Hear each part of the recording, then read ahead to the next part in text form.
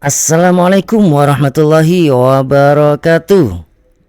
Salam sejahtera untuk kita semua.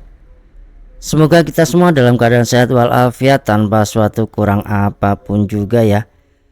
Pada video kali ini saya akan sedikit membicarakan tentang Kortek, yang dalam hal ini ada menu deposit pajak. Ya, bagi teman-teman yang belum mengetahui tentang Kortek dan deposit pajak, sedikit kami akan berikan penjelasan yang akan membuka wawasan kita ya, bertambah ya. Mumpung Kortek belum mulai diberlakukan, karena memang akan diberlakukan pada awal tahun 2025. Nah, di Kortek itu ada menu deposit pajak. Deposit pajak itu apa? Nanti akan kita bahas. Gambarannya bahwasanya kita bisa menempatkan atau naruh uang kita di akun DJP kita sebagai cadangan, sebagai deposit atau tabungan, jika nanti sewaktu-waktu bisa kita gunakan untuk membayar pajak tanpa harus ke bank atau tanpa harus melakukan setoran tunai, begitu ya. Nah, kurang lebih seperti ini pengertiannya.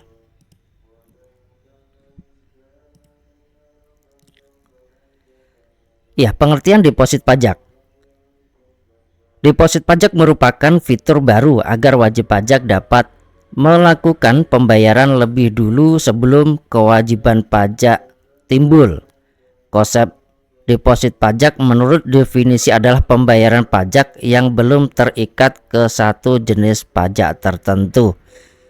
Ya, jadi wajib pajak itu dapat melakukan setoran ke akun pajak ya, ke akun masing-masing wajib pajak itu setoran ke akunnya. Nah, nanti itu jadi deposit, jadi simpanan yang siap sewaktu-waktu dilakukan untuk pembayaran pajak.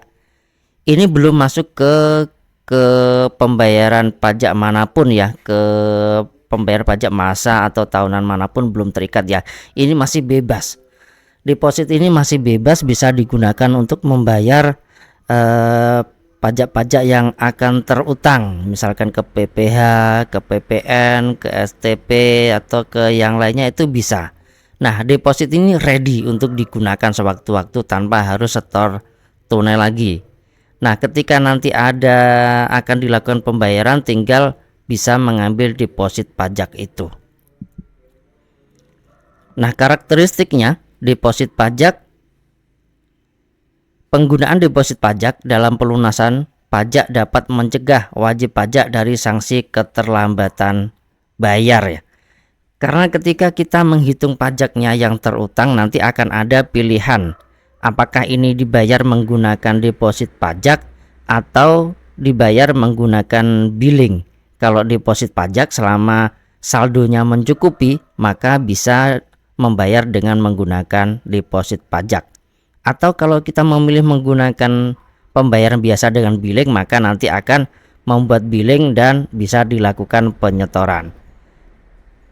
Tetapi kalau menggunakan billing, ada kekhawatiran bahwa billingnya nanti akan terlupa untuk dilakukan pembayaran, karena billing itu kan ada jangka waktunya yang selama ini berlaku 30 hari. Kadang-kadang setelah buat billing itu lupa untuk dilakukan pembayaran, sehingga bisa terjadi resiko terlambat bayar gitu ya. Kalau dengan adanya deposit pajak, ketika muncul tagihannya bisa pilih ambil pembayaran dari deposit pajak, sehingga otomatis akan mengurangi depositnya karena digunakan untuk membayar pajak yang terhutang, begitu.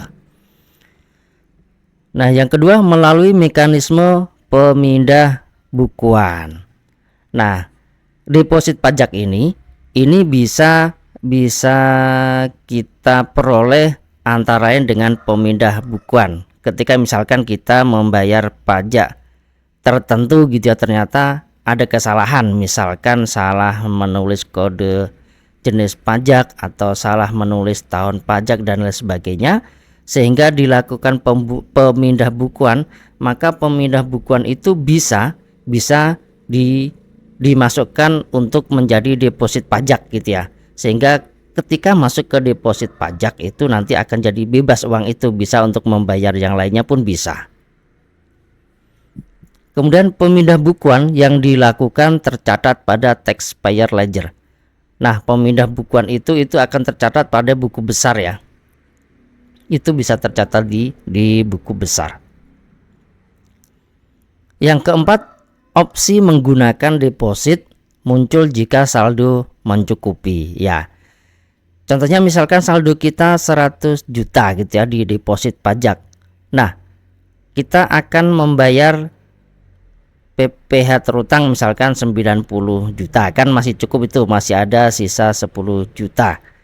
Nah, opsinya akan muncul apakah pembayaran itu menggunakan deposit pajak atau menggunakan metode yang lainnya, menggunakan billing gitu. Itu akan muncul karena depositnya mencukupi gitu. Tapi ketika depositnya itu tidak cukup untuk membayar pajak yang terutang, opsi menggunakan pembayaran dengan deposit itu tidak akan muncul karena saldo depositnya tidak mencukupi untuk membayar. Jadi menu deposit itu akan muncul ketika saldonya masih mencukupi. Kemudian deposit dapat dilakukan carry over lintas tahun tanpa perlu pindah buku.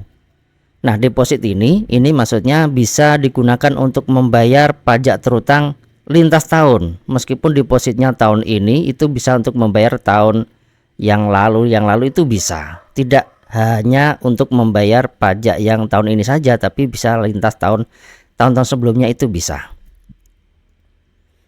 Kemudian yang 6, kode akun pajak, kode jenis setornya 411616800.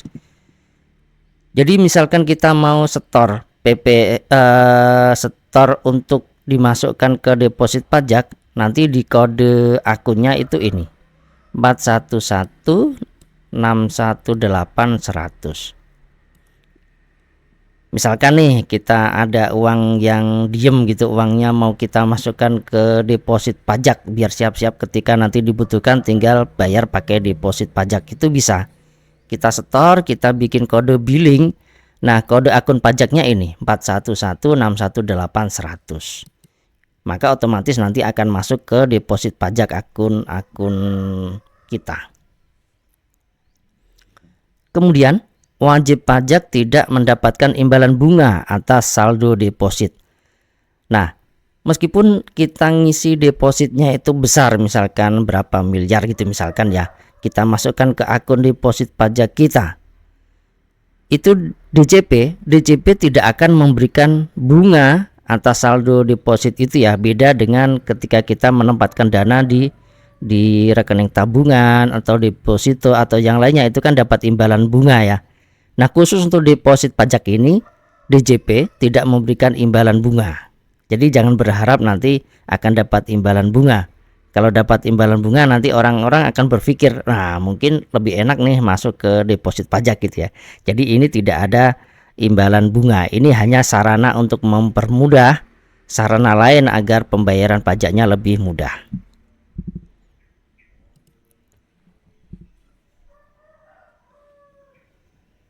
Nah, ini contoh ketika kita akan melakukan penyetoran yang dimasukkan ke deposit pajak ya. Nanti ketika Cortex sudah mulai, nanti akan ada menu ya, sepertinya menu pembayaran di akun DJB kita. Akan ada menu pembayaran, kemudian kita klik dan keluar menu layanan mandiri kode billing. Ini seperti yang saat ini misalkan kita mau membuat kode billing ya. Layanan kode billing, kita klik, nanti akan keluar kode billingnya seperti biasanya itu. Nah, nanti kodenya itu kode yang tadi ya. Menu pembayaran, layanan mandiri kode billing. Nah, kemudian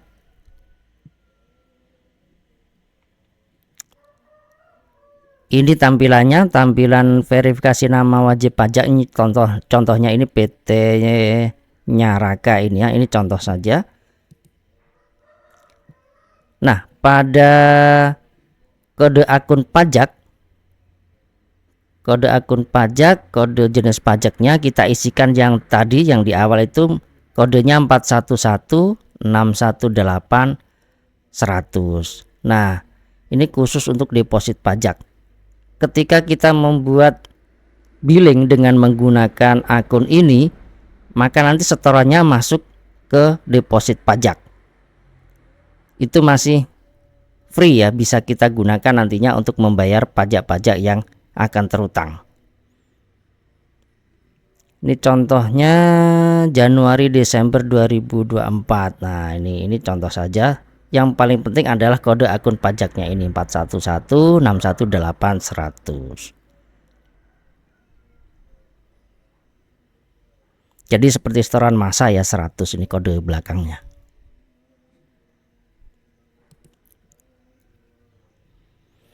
Kemudian perlu dimasukkan, kalau mata uang ini otomatis rupiah Indonesia ya, karena umumnya kita menggunakan rupiah. Nah, nilainya ini bisa kita sesuaikan dengan keinginan kita masing-masing ya. Bisa 100 juta, bisa 200 juta atau berapapun bisa ya. Ini fleksibel, tidak mengikat harus berapa ya. Nah, keterangannya bisa kita isi ya, deposit pajak atau apa gitu. Nah, setelah diisi dan memastikan angkanya sudah sesuai, nanti bisa diunduh kode billingnya. Kode billingnya bisa diunduh dan dilakukan pembayaran. Bisa dengan ke bank, kantor pos, atau dengan m-banking itu bisa. Ketika sudah terbayarkan, maka otomatis deposit pajak kita akan bertambah sesuai nominal yang kita setorkan itu.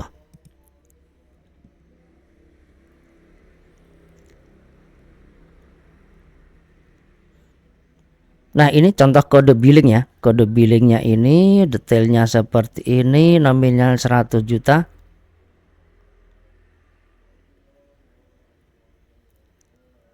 Ini kode billingnya bisa, setelah keluar kode billing yang ini maka bisa dilakukan pembayaran ke bank atau tempat pembayaran yang lain. Dan setelah terbayarkan maka otomatis nanti akan masuk ke deposit pajak akun DJP kita.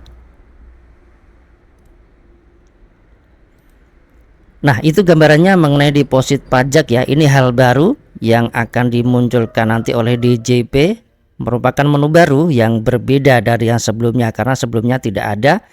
Nah, ke depan akan ada menu deposit pajak. Ini akan menghindarkan kita dari keterlambatan dan lebih mudah ya. Bisa sewaktu-waktu dilakukan pembayaran tanpa harus ke bank, tanpa harus buka aplikasi m-banking tertentu.